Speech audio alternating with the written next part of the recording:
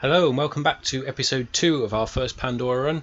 I'm Des. If you haven't seen episode 1, where have you been? Go back and watch it and then move on to this one. But yeah, so welcome to episode 2.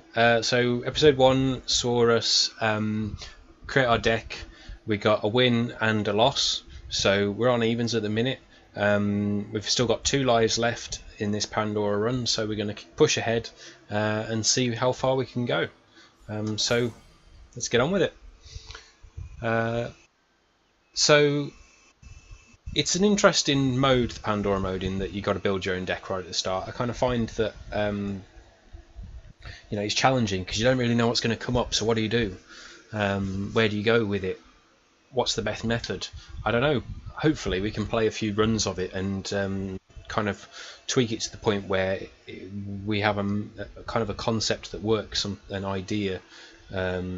What sort of deck should you build from Pandora mode? Should we be aiming for hard hitters?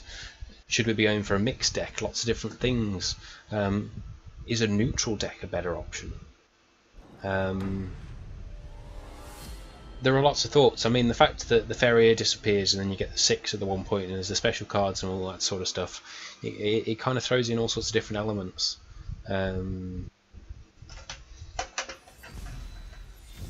I feel like maybe the wind or the water deck might be quite good ones, but they're not ones that I'm as familiar with yet. I might get rid of the safeguard for the minute. Maybe the war beast. Okay, that wasn't great. Not the best start. But hey ho, happens. Hopefully we can get a couple of the sort of better starting cards out.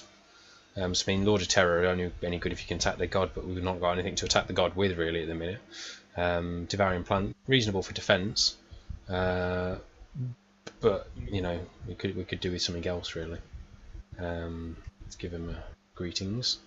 Oh, simultaneous greetings. How very romantic. I don't know. Okay, so we're up against some forest stuff. It's a decent card for him to pick up at the start. Create 2 forests at random. Okie dokie. So, because I think in the Devouring Plant would be a good one to have in this spot, I'm going to drop one of those down first. Use the Explore to head over that way because he's kind of got that sort of slant on it, and it's kind of good to go opposite sometimes because otherwise you kind of get into this sort of weird stuck clash sort of thing and you don't progress out much. It can be a bit weird.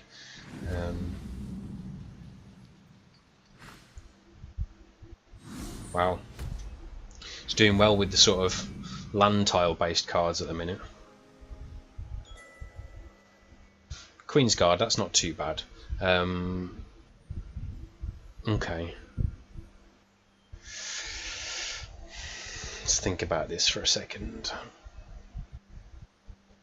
He can't get to us yet, but he can advance quite close along this route. If we deploy those like that, that kind of cuts it off a little bit. And we can drop down the Queen's Guard on our next turn, maybe the Devouring Plant, depending on what else we pick up. So I might leave it there. Don't want to reveal our hand too early.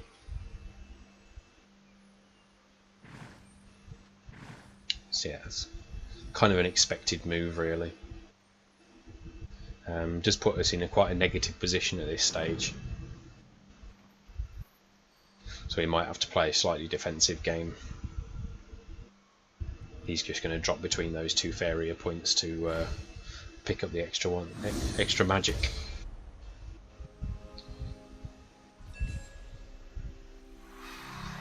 First shard upon Pandora. Cobalt War Beast, so yeah, it's alright.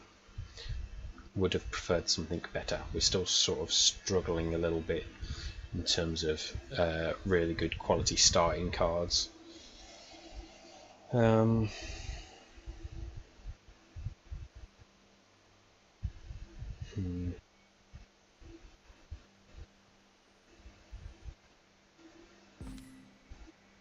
Thinking we might be better suited to dropping this guy down here. At least we can kind of take out these a little bit.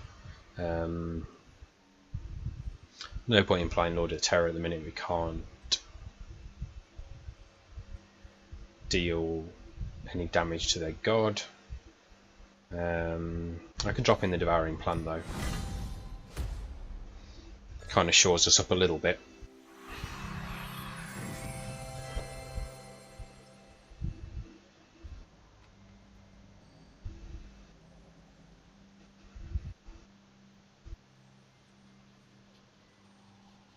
You gonna do anything? I was thinking about it. I mean, I know you get a new card every turn and you don't know exactly what Faeria points necessarily you're going to get, but it's like I always got them thinking about what I'm going to do next. You know, depends on what he does, obviously. You have to adjust for it, but I'd like to be able to kind of get out this way, or, you know, fill up this gap slightly with some of my land tiles. I need to know what that card is because we're struggling in terms of what we've got to really allow us to push on well. But ideally something which we can kind of grow with. If not, we're going to have to get the Queen's Guard out.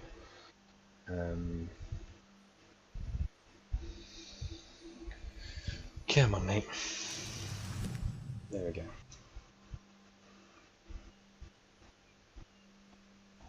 So probably land tiles over this sort of way. Apparently he's lost connection. Goes back again.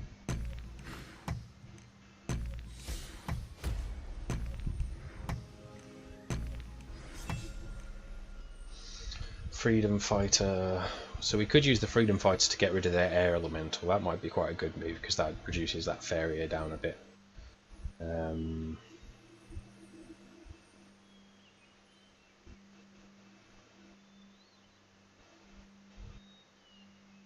Yeah, other than that, we don't have a lot we can do.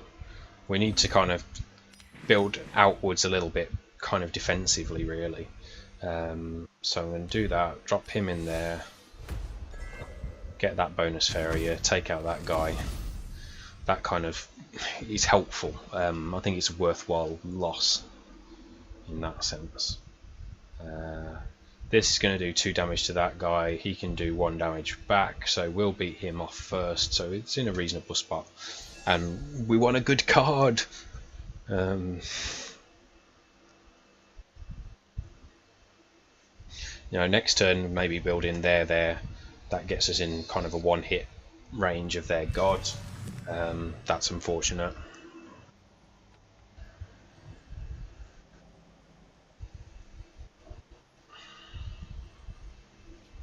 Yeah, that's kind of all we've got on the go, really, until we can get some of those opponent takes damage on your attack sort of things out there. We're struggling.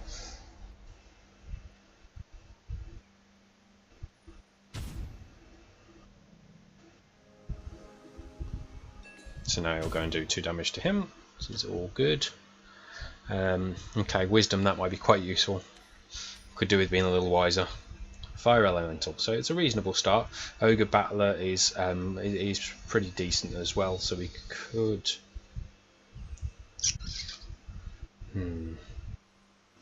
What to do? So if he moves in and attacks that, we're going to lose it. So on our next turn, we could lose our Devouring Plant. Or if we dropped in the Ogre Battler here... is this one? No, the Fire Elemental doesn't have Taunt on it. I think it's the Forest one that does. So if we drop... We'll drop that there. That there. And there's not really much point. We can't afford it. We might as well go attacking. At least if we can get the Ogre Battler up in this area, we can kind of do something, maybe. Or depending on what we pull next, we can do something defensively. Maybe get the Queen's Guard out. It's a shame. I would have liked more out of the Devouring Plant, but we just couldn't really afford it.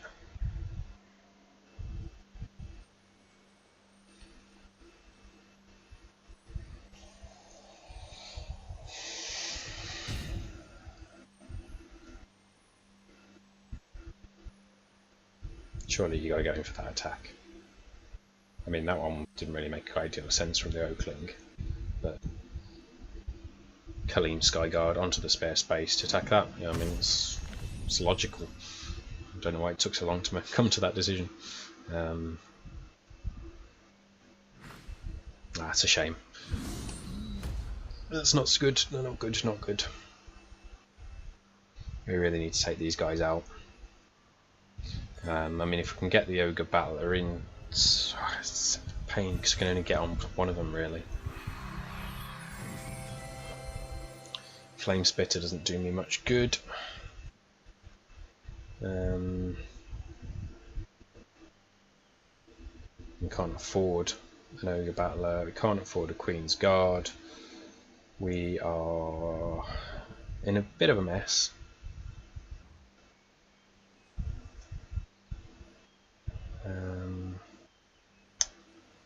Yeah. We're going to take 8 damage, and there ain't nothing I can do about that.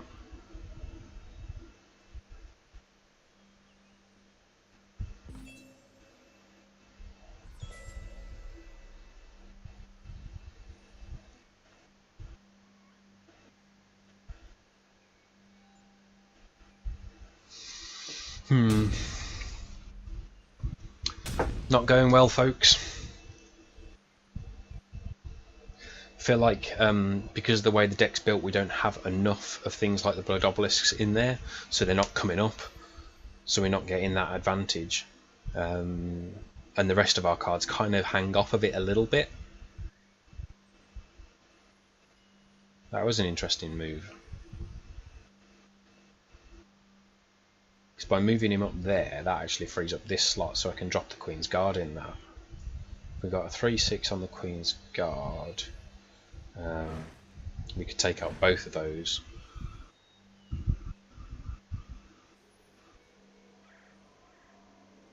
If we...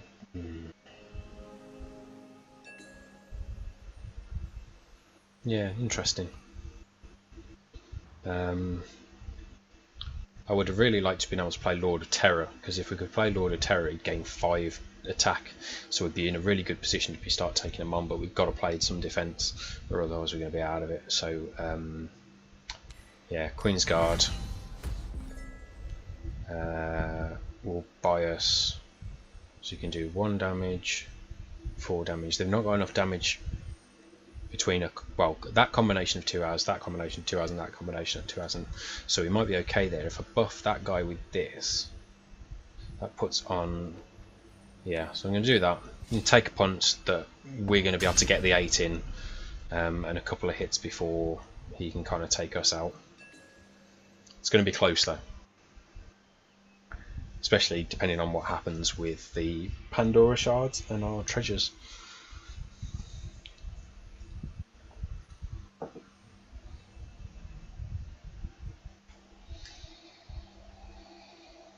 He's thinking about it. It's a tough challenge. I mean, it depends what he's got in his deck as well, because if he's got like a damage dealing card, or a haste card, or something where, yeah, so he can deploy haste and move on in, then we're still in trouble. But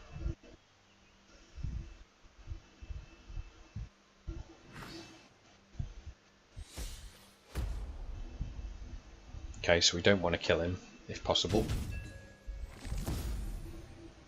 Yay, Faeria. So you gotta attack with both those guys unless you can buff them.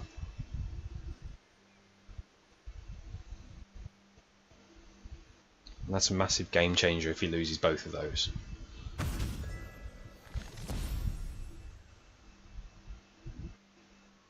There was no point in him using the first one. Now that I take as a victory. That's given me confidence. I think we can do this now.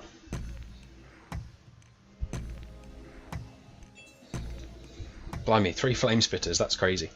Yeah, wow. Okay, so I'm going to drop the Lord of Terror in, because he's now going to get a nice boom 8 buff, which is like awesome. And then I think we're fairly sound.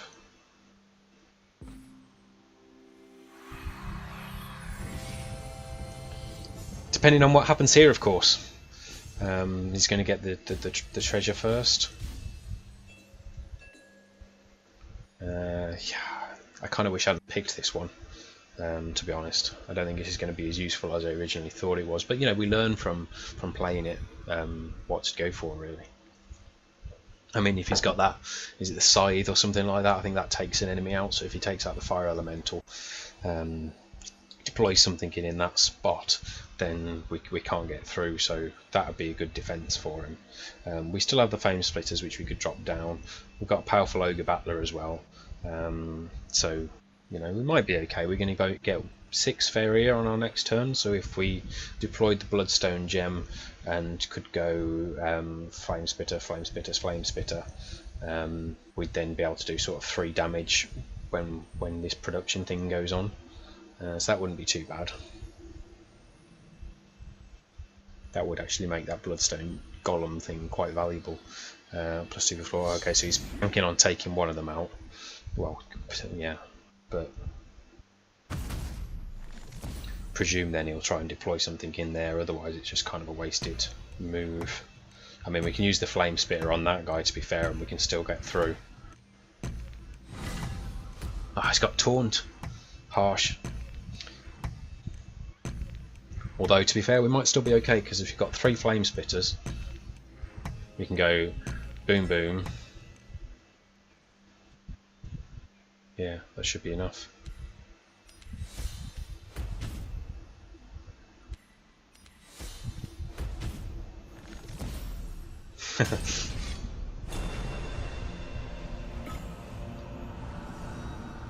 Whew. I think we got lucky there with that. Yeah. Ooh, that's nice. And that. Yeah, I thought we were going to lose at one point, but we managed to pull it back. So 2 wins. So we're on the positive. 2 wins, 1 loss. So let's get on to the next one. Yeah, I mean, that Queen's Guard really saved us there. I mean, he didn't necessarily need to use all 3. If he'd have used the 2 flying ones, he'd still have had his 1 card left, which, I mean, it wouldn't have been great, but it's still more of a threat than losing all 3. It's the kind of mistake that I make, to be fair, you know, doing things in the wrong order. It happens. But also, us pulling out those 3 Flame Spitters right then was really, really useful. A little bit of luck, I suppose, in that sense. But to be fair, I think we might have done alright even if we hadn't. Okay. Boulder Thrower, Flame Spitter and Battle Ogre. So the Boulder Thrower is really good because if we can get that deployed straight away, we can start doing some damage on his character. I might drop that one and hope that we get the... no, not that one. The one that we had on the last go where it starts with 0 and gains based on our attack, because if we can keep doing that, that would be a really good buff.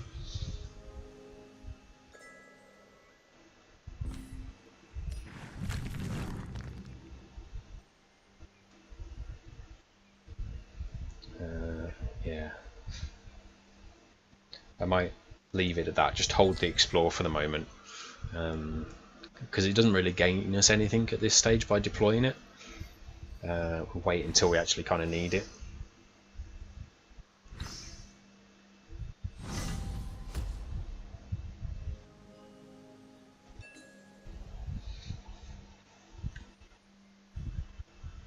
Okay, so that gives us what we need then now. So do that. We can deploy this guy in that spot. Got a nice ranged attack. We've still got various options open to us. What else we got? We got the Battle Rager, which is pretty good. So if we can, do we need the extra Faeria points?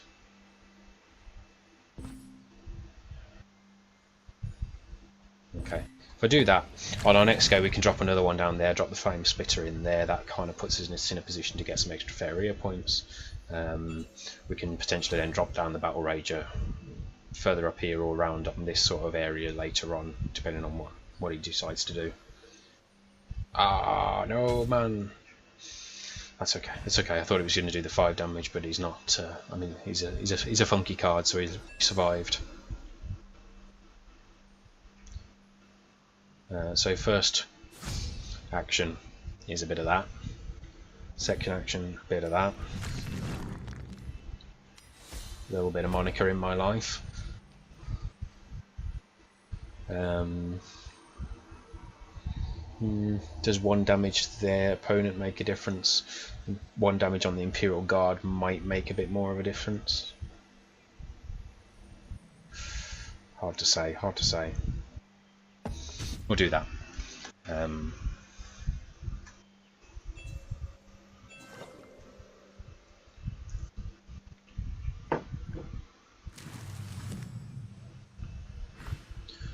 Deepwood Grizzly, wow, 8. 8. Well, 3-8, sorry. It's a shame.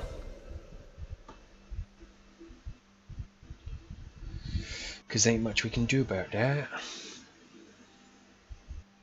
We can drop him down by 4, but that's still not really enough.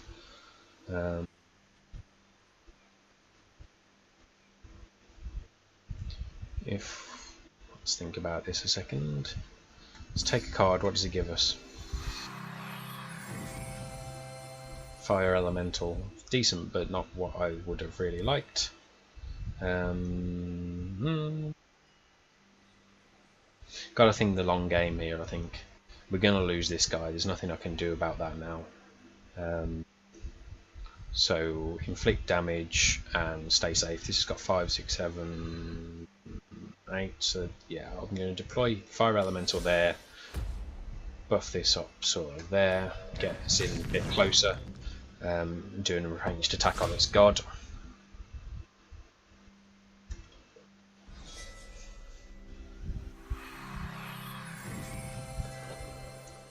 I mean, if he's going green deck, he may have a Tiki Healer in there anyway, which will kind of bring him back up to life a little bit, but we'll see. It depends whether that option came up.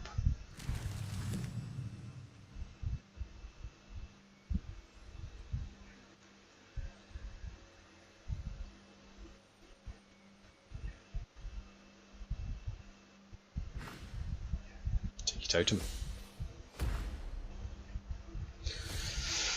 It's a decent buff.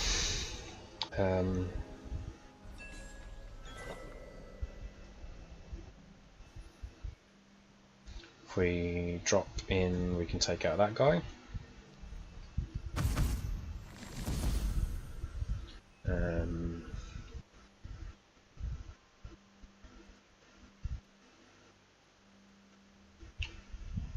Think about it. There's no point in deploying Wisdom because we won't be able to do anything if we get the extra cards anyway.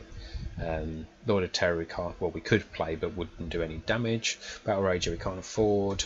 So it'd be Cephas Podder, which should probably be okay. We're gonna lose it, but it will do damage to him anyway. And it brings him down to 1 then, which if we got the luck of a Flame Spitter again would be okay. So might deploy him there. Maybe move this guy into that sort of spot. At least that way we can take out the Deepwood Grizzly on our next turn if we're unable to kind of get rid of it anyway, or move it back for the extra Faeria points. Seems reasonable. Drop another one of those up there because we could do with getting rid of that Tiki Totem. And we may be able to deploy the Battle Rager or the Lord of Terror up there in a bit.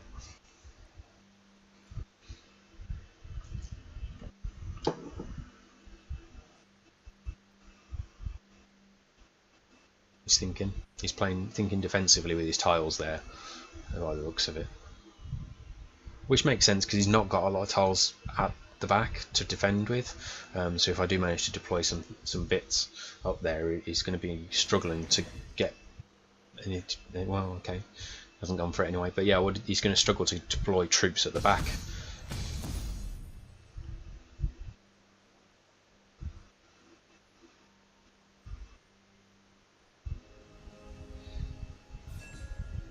And the Shard of Pandora, halfway there. Okay, Freedom Fighter with haste. I'd rather not have to use that, I think.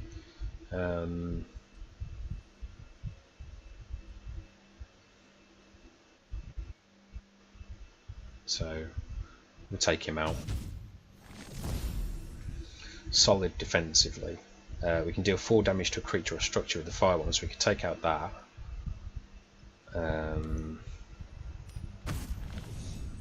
And then we're kind of on neutral playing ground in terms of cards deployed and stuff like that. I mean, he's got that, but it's not massive. But we obviously got the health advantage at the minute. Could do with a low-level card popping out maybe, because freedom, yeah, because otherwise we're not going to be able to really do anything on our next turn. That's why I took the Faeria point there as well. I mean, he's got 8, so if he's got some decent cards in there, he can kind of get them out.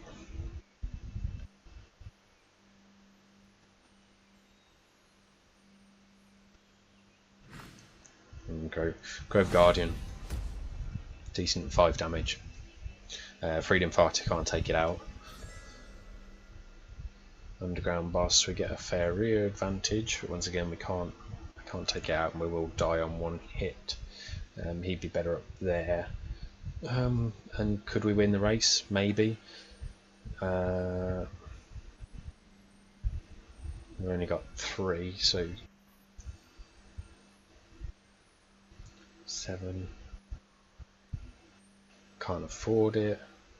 What to do?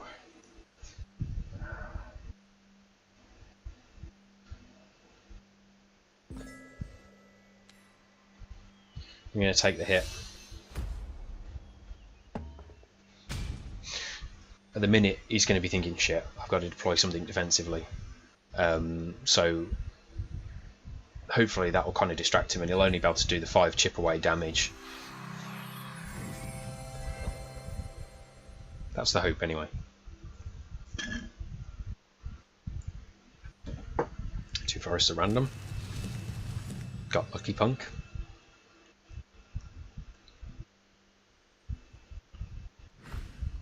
Ooh, wow, Golem. Very high health.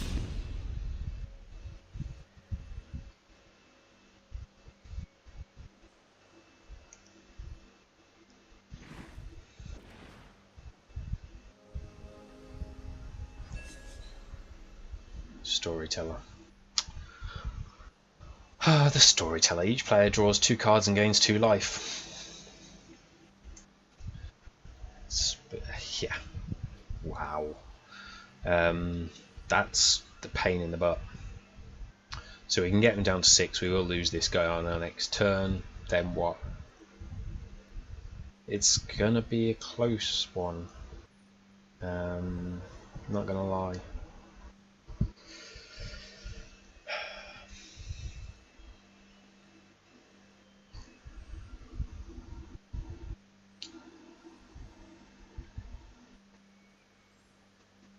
Faeria or a card, Faeria or a card. Thinking take the Faeria because at some point we're going to get that Pandora shard extra one on there. We might get a good treasure. If not, we might be able to deploy something big and beastly anyway. Get him down to 6. He's got to do that move next. We're on 10-6. Might get lucky. He might be able to deploy something in here. We might be screwed. We'll see. I'm taking a chance.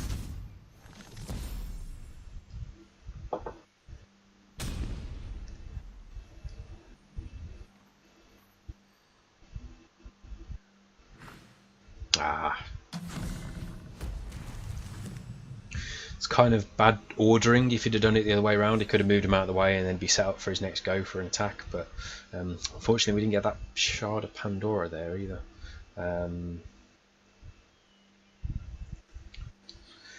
Deal that much damage back to your opponent. If we deployed this guy here, he'll take 5 damage. He would take out that, and that would deal 5 damage up there. Not too bad.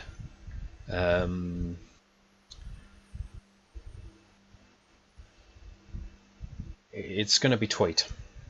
Yeah, it's going to be Tweet.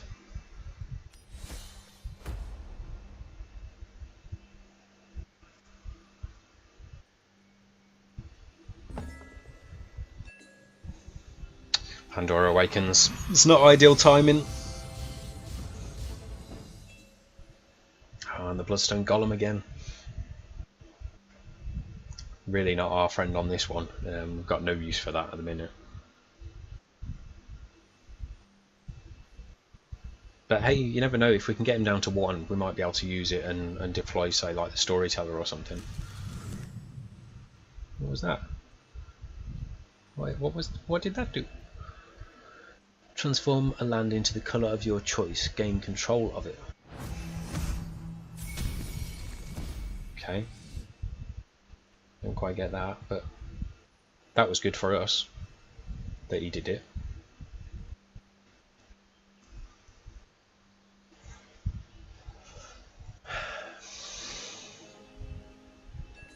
Shock loss.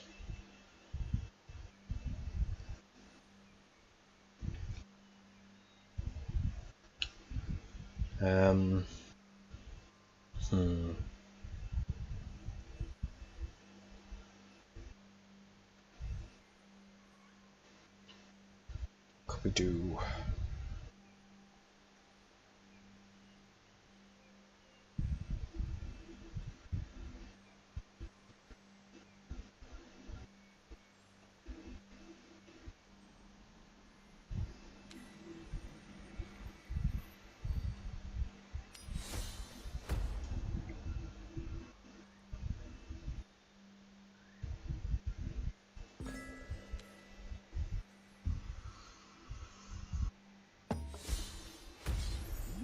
Go with that.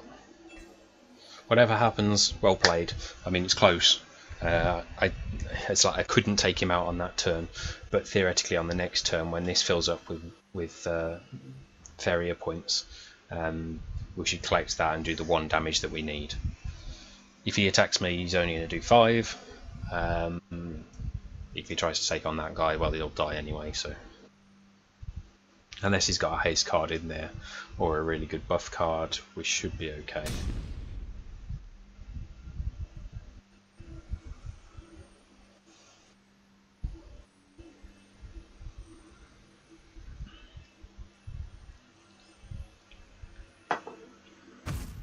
Ooh, that was close. That was close. That almost screwed up Liner completely. Come on, survive. Taunt, don't care. Can't attack with it. Oh, thank you. Boom, boom. Yes. How close is that? 3 life to 1 life.